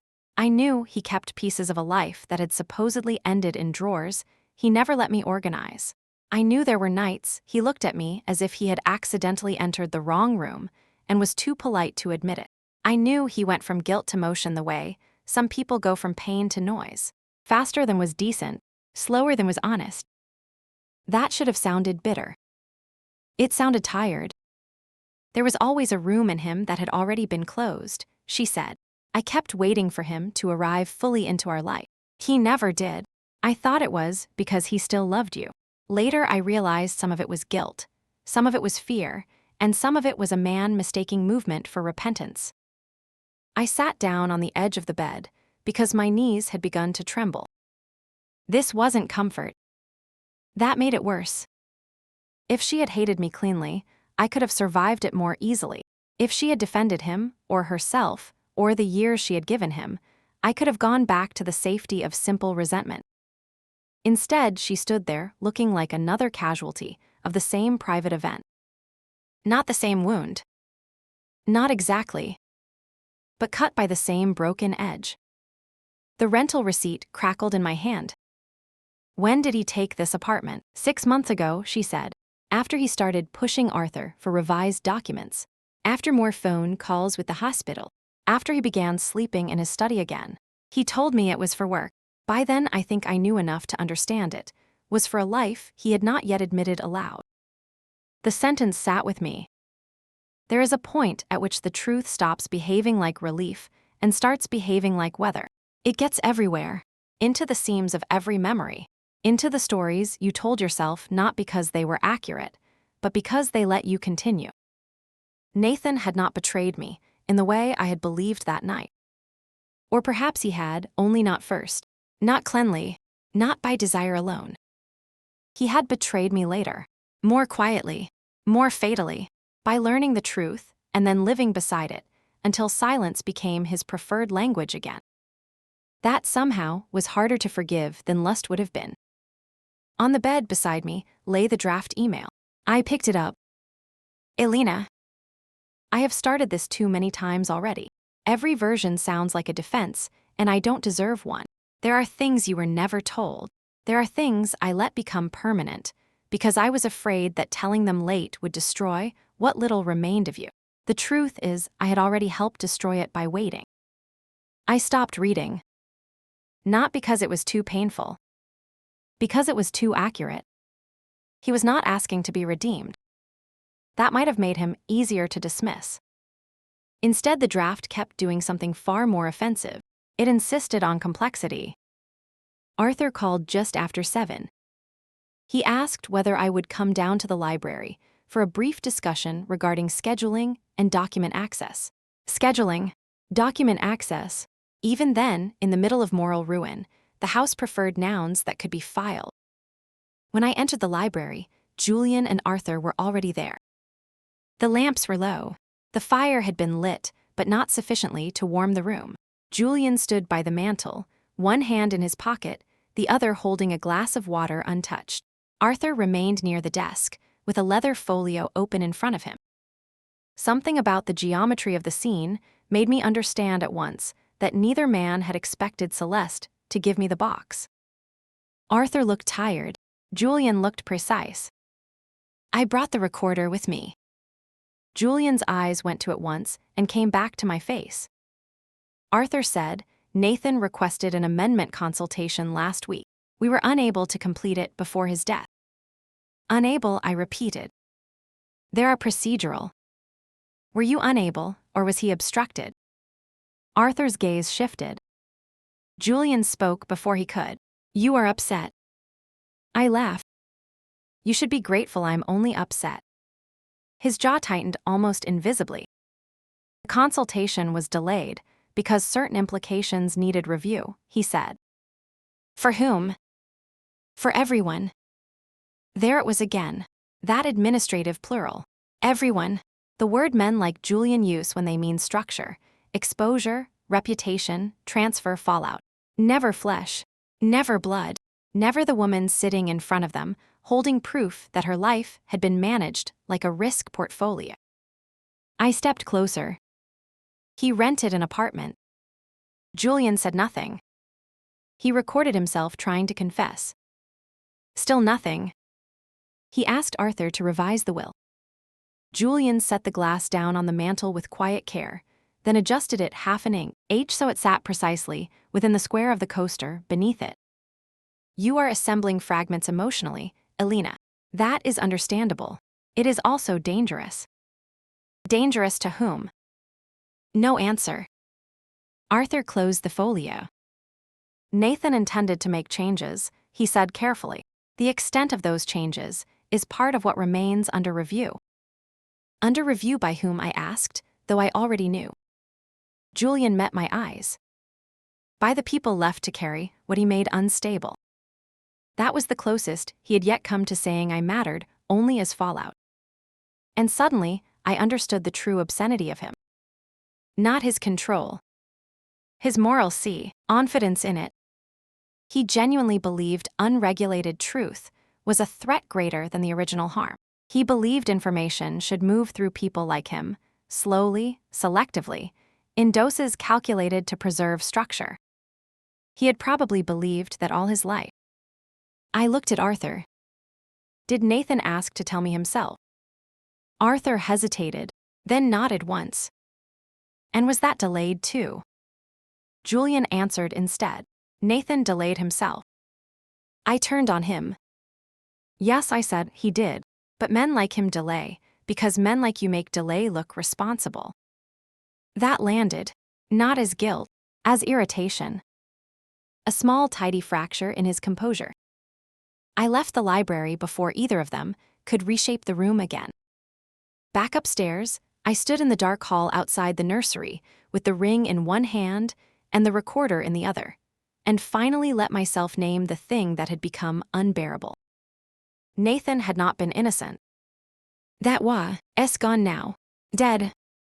He had not known first, but once he knew, he had chosen hesitation, delay, self-protection, grief disguised as caution, and all the other elegant forms of cowardice available to men who still wished to think well of themselves.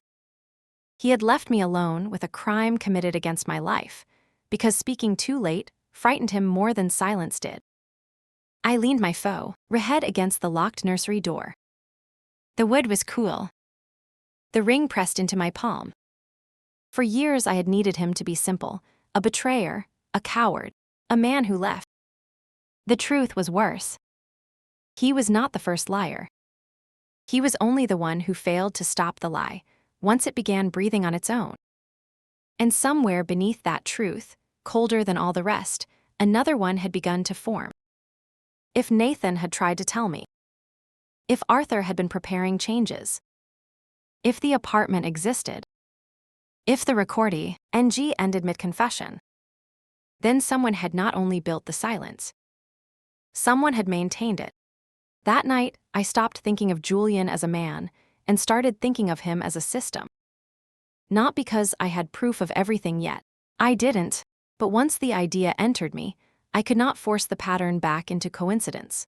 Too many delays that had looked like timing. Too many silences that had looked like caution. Too many hands on letters, schedules, files, access, rooms, all of it neat enough to pass for responsibility until you stood close enough to smell the control beneath it. I lay awake, turning the same thought over, until it lost whatever innocence it might once have had. Nathan had failed me in weakness. Julian had failed me in design. That distinction did not make either of them clean, but by morning, it had made one thing brutally clear. I was no longer looking for the single worst person in the story. I was looking for the structure that had taught everyone else where to place their silence. The house woke into its rituals as if nothing inside it had shifted. Doors opened softly. Footsteps crossed hallways with practiced restraint. Somewhere downstairs, china met silver in the careful language of expensive grief.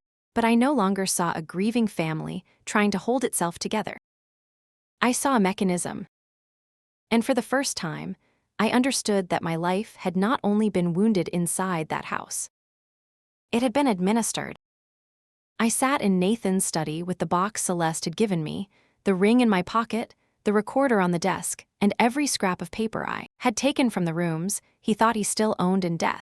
The house was quiet enough that I could hear the grandfather clock in the front hall announcing each quarter hour with polite indifference. On the surface, nothing in the study had changed since the day before. Dark shelves, leather chair, window glass still washed dull by old rain. His desk ordered to the point of accusation. But once I knew what I was looking at, the room began giving itself up in small, ugly pieces. There was the desk calendar, with 3 meetings crossed out in Nathan's hand during the week before he died. One with Arthur, one marked only transfer, one marked J, then scratched through so hard the paper had nearly torn. There was a call log printed from the home office line, not left openly, but tucked beneath a stack of insurance statements, with 2 dates circled in blue ink. Arthur's office, a private courier service, and one number with no name beside it. Only a local extension Mara had already helped me trace back to a records department at St. Anne's. There was a folder labeled Household Inventory that had nothing to do with household inventory at all. Inside were photocopies. Not 1 or 2. A system. The first page was a scan of the draft email Nathan never sent me, but not the same draft from the box. This version had notes in the margin in a tighter hand. Too direct. Not useful. Delay until after revision. I did not need to see a name to know whose hand that was. Julian's writing had always looked like it had been trained not to tremble. The second page was worse.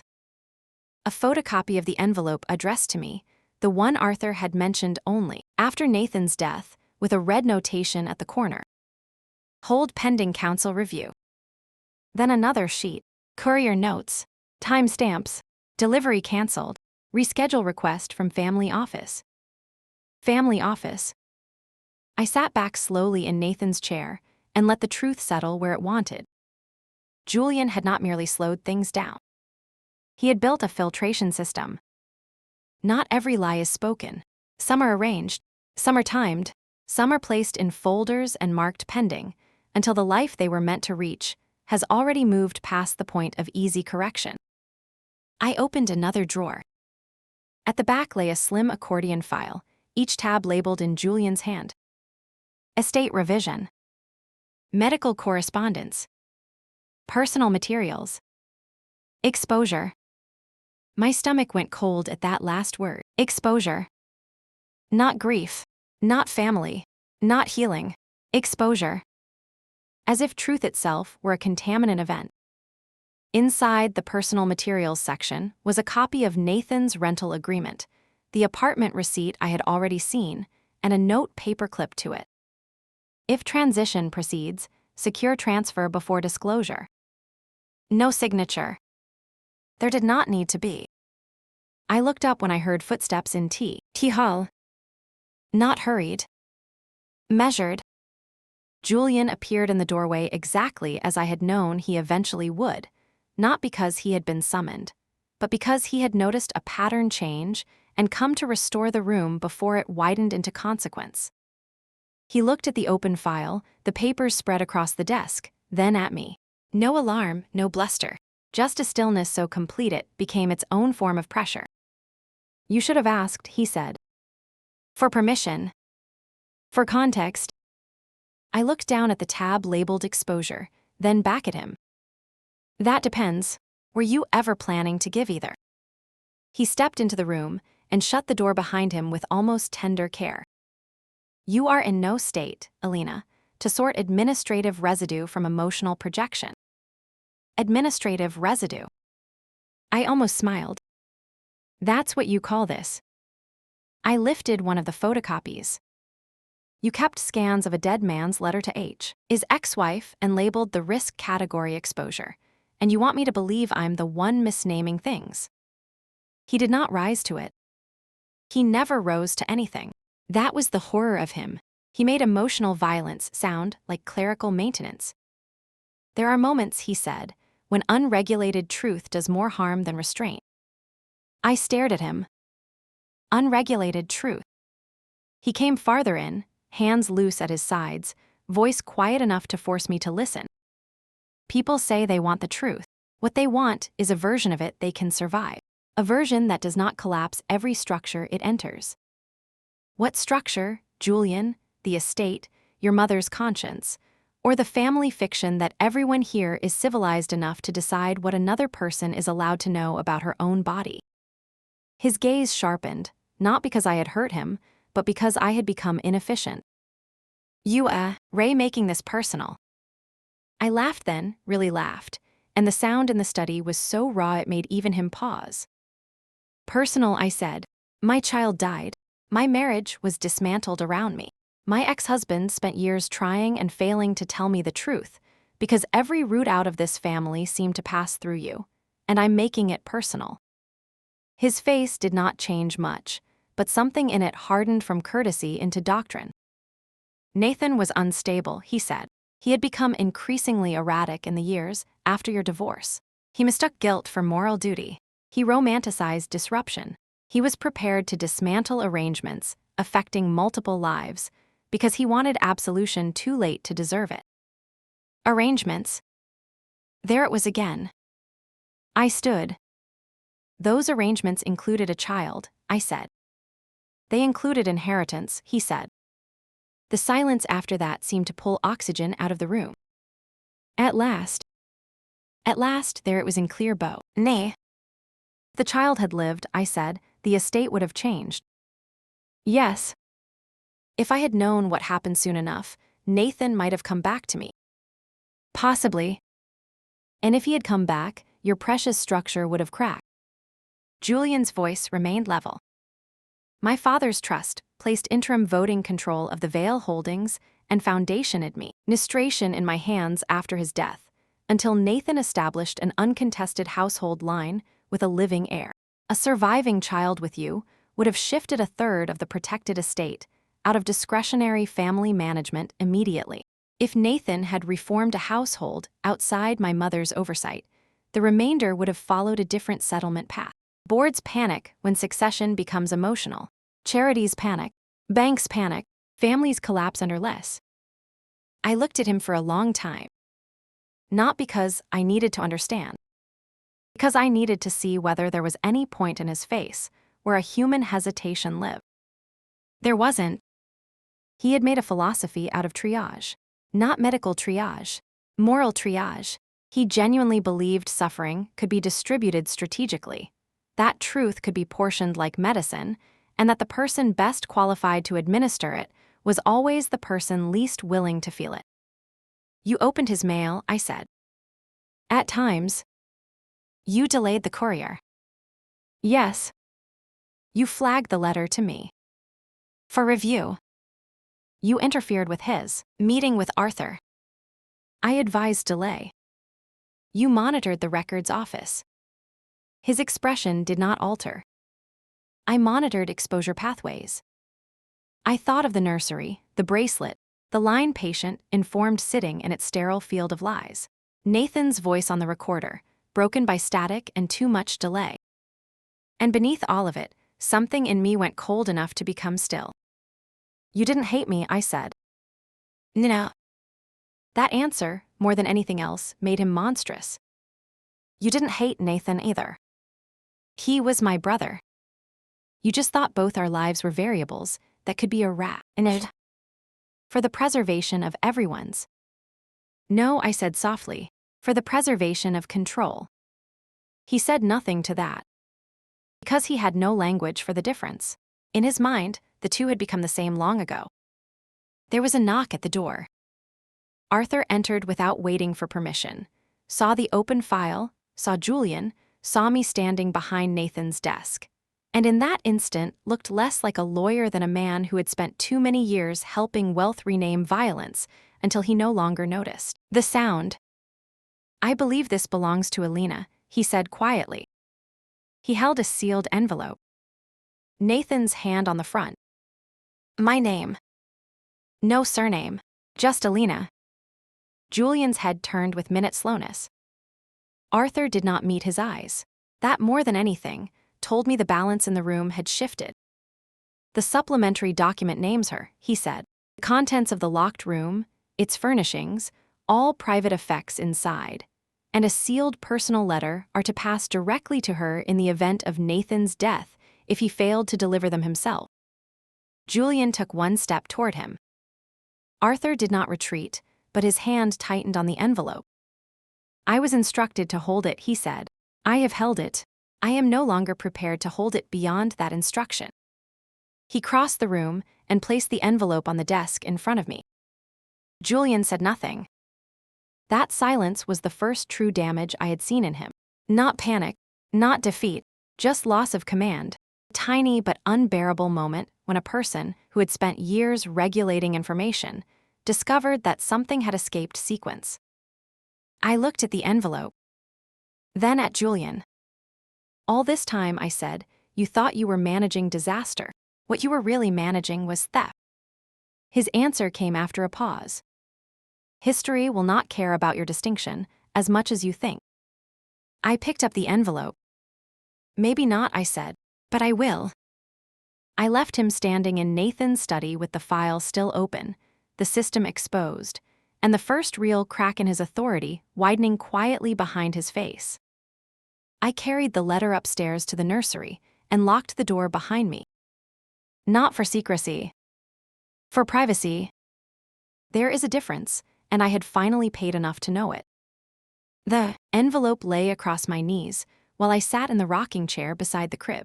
The room smelled of old cot and sealed years. Somewhere below, a door shut. Then another. The house was still trying, even now, to behave as though rooms could contain the truths they were built to hide. Nathan's handwriting looked older there than on the card with the baby names. More pressure in the downstrokes. More pauses between letters. as if he had known by then that this would be the last version, and could not afford to let even the pen move casually. I slid one finger under the seal. This time, no one stopped me. The first line nearly made me put the letter down. Not because it was beautiful. Because it wasn't. Elena. There is no version of this that does not arrive too late. I sat very still after reading that sentence. Outside, the afternoon had begun dimming toward evening. The nursery walls held the light in a pale, faded wash. Dust moved through it in slow, invisible currents. For a moment, all I could hear was the old house breathing under me and the quiet wooden complaint of the rocking chair when I shifted my weight. Then I kept reading. I have started this letter more than once, and every beginning sounded like a defense. I do not deserve one. By the time you read this, I expect you will already know enough to hate the shape of what remains. You may hate me for it too. You would not be wrong. The words were not graceful. Nathan had always been more eloquent in silence than in language. Even now, he wrote like a man fighting his own instinct to step sideways and call it restraint. I did not know that night, he wrote. Not all of it. I knew you were in pain. I knew there was blood. I knew my mother was speaking to doctors, while I stood in a hallway wanting to tear the building apart and somehow still doing nothing useful. When I understood the child was gone, I believed you had been told and could not bear to look at me because of it. That belief lasted long enough to ruin everything after it. I closed my eyes. The cruelty of the letter was not that it excused him. It didn't. It simply refused to let me keep him simple. When I learned the truth, he continued, it was already too late for any version of honesty that might have been called mercy. I should have told you anyway. I know that. I knew it then. But shame is a patient cowardice. It teaches a man to wait for the hour when truth might hurt less, as if such an hour exists. It never did. I waited. I delayed. I let others keep managing what I should have shattered. That is not love. It is weakness dressed as caution, and I wore it too long. My throat tightened painfully. There it was. No plea. No clean absolution. No rewriting of his own failure into tragic helplessness. Only weakness named properly, and too late to save anything. I stood and crossed to the dresser, because sitting still had become unbearable. The bracelet lay where I had left it, the card with the crossed-out names, the tiny socks, all of it so small, so physically innocent, beside the weight of all the years built around it. I kept reading. The apartment was real. I wanted to ask you there, not to ask forgiveness. I knew I had no right to that. I wanted to put you in a room without my mother, without Julian, without the house, and tell you what had happened before anyone else could decide how much of it belonged to you. Arthur knew enough to prepare the transfer. I thought I still had time. The words blurred. The week Nathan died. The delayed meeting. The courier. The draft email. Julian's system.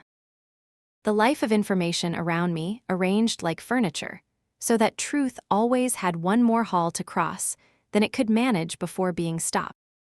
At the bottom of the second page, the handwriting changed slig. HTLY grew rougher, as if he had written the last part faster or with a hand less certain of its obedience.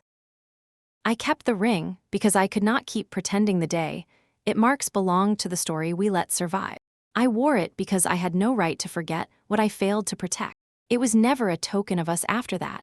It was a weight. I deserved to carry it. I did not deserve for you to carry what was buried under it. I looked down at the ring in my hand.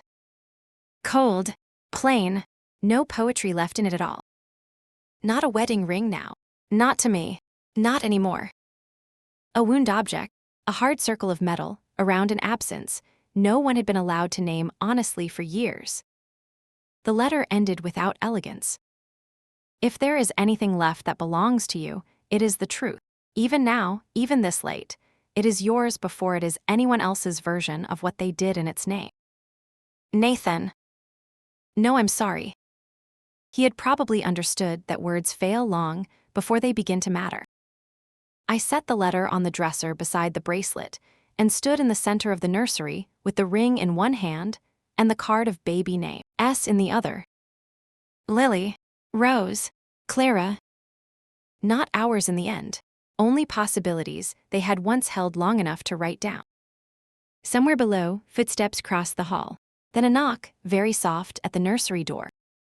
I knew before I opened it that it would be Celeste. She stood on the threshold, carrying a flat velvet case in both hands. Her eyes moved once, briefly, over my face, then over the room behind me.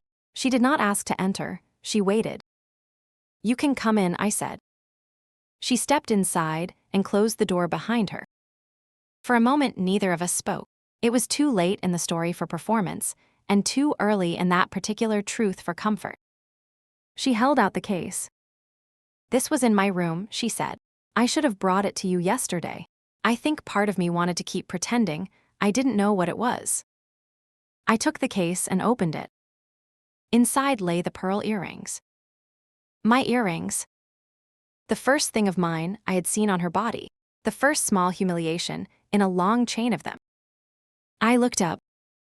"Why now?" "Because I can't wear pieces of your life and keep calling it marriage." The sentence landed with the slow force of something already lived before it was spoken. She looked around the nursery again, not touching anything. There was no jealousy in her face now, no rivalry, only a tired and devastating clarity. "I used to think you were the ghost in my marriage," she said. "That was easier than admitting you were the wound." I said nothing. There are truths so exact you cannot answer them without making them smaller. She let out a breath. "He loved you badly," she said. "He loved me incompletely. Those are not the same thing, but they are close enough to ruin two women at once." I closed the velvet case and set it down beside the letter. "You didn't know," I said. "Not enough." "Did you ever guess?" That something had happened, yes. That it was this, no. I thought grief was living under everything in him. I just didn't know whose. For one terrible second, I almost reached for her. Not out of affection. Out of recognition. Some distances are more honest when left visible, so I didn't. Instead I asked, "Why did you stay?" She gave the smallest, saddest smile. "Because women don't always leave the moment they understand something is missing. Sometimes they stay to see if absence will eventually get tired of itself and turn into presence. It rarely does." She touched the back of the rocking chair lightly, not as if it belonged to her, but as if she were acknowledging that it had never done so. Then she looked at me with a steadiness I would not have expected from her 2 days earlier. "Whatever you do next," she said, "do not let them make this neat." After she left, the room felt larger. Or perhaps I had finally become the only person in it whose grief was not asking permission from anyone else. Evening came down slowly over the house. In the hall outside, doors opened and shut. Once I heard Vivian's voice and then Arthur's, low and formal, and then silence again. No one knocked a second time. I did not go looking for Julian. He no longer mattered in the way he had needed to. His system was broken now in the only place that counted. Not in law, not yet. Not in reputation, maybe not ever. But in authorship. He could no longer decide what version of the truth I was allowed to live inside. That was enough to wound him, whether anyone else ever recognized it or not. As for Vivian, I found her later by accident in the chapel room off the back hall, the one with the family Bible and the narrow leaded window facing the garden. She was sitting alone on the small upholstered bench, hands folded in her lap, spine still straight, face turned toward nothing. She looked up when I stepped in. For the first time in all the years I had known her, she had no speech prepared. No moral language. No social language. No maternal authority. Only emptiness, where justification had finally failed to keep her company. I did not say anything. Neither did she. Some ruins do not need narration. I left her there. By full dark, I had already decided where to go. Not the cemetery. Not Nathan's grave. This was not about returning anything to him.